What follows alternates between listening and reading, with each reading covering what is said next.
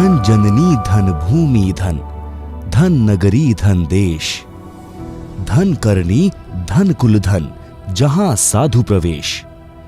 भारत देश में हरियाणा प्रांत के सोनीपत जिले का एक छोटा सा गांव धनाना, जी हां, धन्य है इस गांव की भूमि, धन्य है ये नगरी और धन्य है यह देश, जहां आज से ठीक 70 वर्ष पूर्व 8 सितंबर 1951 को एक ऐसे महान संत, समाज सुधारक, परमेश्वर स्वरूप, बंदी छोड़ जगत गुरु, तत्वदर्शी संत रामपाल जी महाराज का अवतरण हुआ।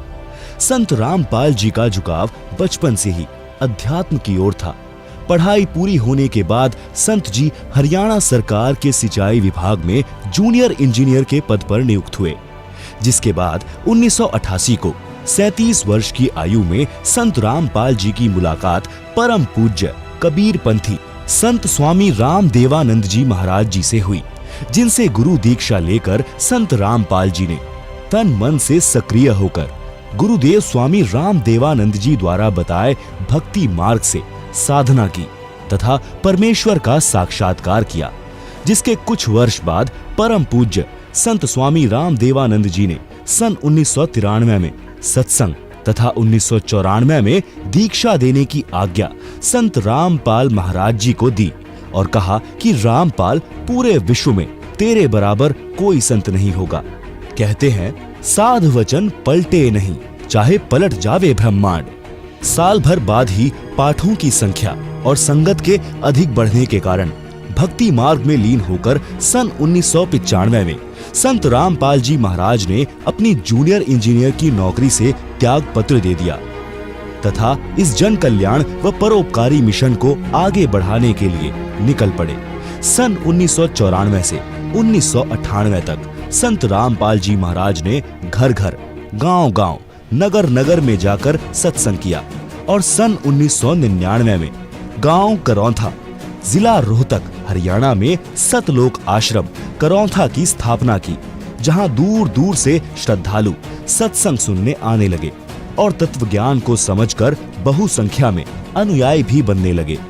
चंद ही दिनों में संत रामपाल जी महाराज जी के अनुयायियों की संख्या लाखों में पहुंच गए, परंतु साथ साथ अज्ञानी संतों का विरोध भी बढ़ता गया। कारण था धर्म के नकली ठेकेदारों की दुकानों का बंद होना। संत रामपाल जी सन 2003 से पुस्तकों, अखबारों व टीवी चैनल्स आदि के माध्यम से अन्य अज्ञानी संत, महंत, आचार्य, शंकराचार्यों के ज्ञान को सदग्रंथों से तोलकर भगत समाज को दिखा रहे हैं और नकली धर्म के ठेकेदारों से कह रहे हैं कि आपका ज्ञान शास्त्र विरुद्ध है, अर्थात आप भक्त समाज से शास्त्र रहित पूजा करवा रहे हैं और दोषी बन रहे हैं। संत रामपाल जी ने यह भी कहा है कि यदि मैं गलत हूँ तो इसका जवाब दो, परंतु आज तक किसी भी संत ने जवाब देने की हिम्मत नहीं की, जिस वजह से उन नकली संतों, महंतों, आचार्यों से पीछा छुड़ा श्रद्धालु संत रामपाल जी की शरण में आकर शास्त्रानुकूल सत्य भक्ति करने लगे, जिसे अन्य नकली धर्मगुरु सहन न कर सके और अपनी दुकानें बंद होता देख धर्म के ठेकेदारों ने सन 2006 में, 2013 में और फिर सन 2014 में सतलोक आश्रम पर आक्रमण करवाया। लेकिन कहते हैं ना, सांच को आँच नहीं। परमेश्वर स्वरूप संत रामपाल जी का कारवां आज भी वैसे ही चल रहा है। अब वो समय दूर नहीं जब पूरी दुनिया इस तत्व ज्ञान को समझकर शास्त्रानुकूल साधना करेगी। तब इन नकली धर्म के ठेकेदारों को छुपने के लिए जगह नहीं मिलेगी। कबीर परमात्मा जी कहते हैं, और ज्ञान सब ज्ञानड़ी, कबीर ज्ञान सो ज्ञान, जैसा गोला तोब का, करता चले मैदान। यह तत्व ज्ञान इतना प्रबल है कि इसके समक्ष अन्य किसी भी संत, महंत, ऋषियों का ज्ञान टिक ही नहीं पाएगा।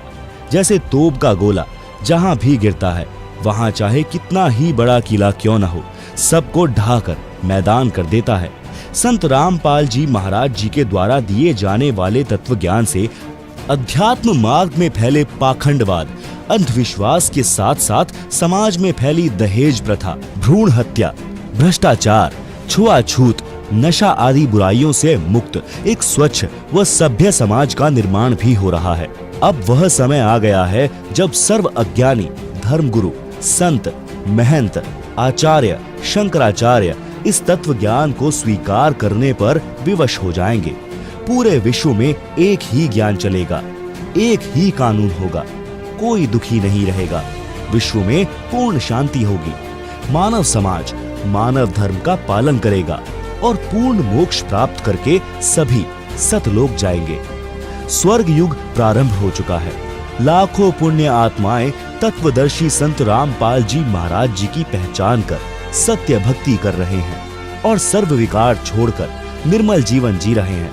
परमेश्वर स्वरूप संत रामपाल जी महाराज जी के हम समस्त अनुयायी आप सर्व मानव समाज से प्रार्थना करते हैं कि पूर्ण संत रामपाल जी महाराज जी को पहचाने और उनसे नाम दीक्षा लेकर पूर्ण मोक्ष का अधिकारी बन अपना व अपने परिवार का कल्याण करवाएं। समझा है तो सिर धर पाओ, बहुर नहीं रे ऐसा दांव।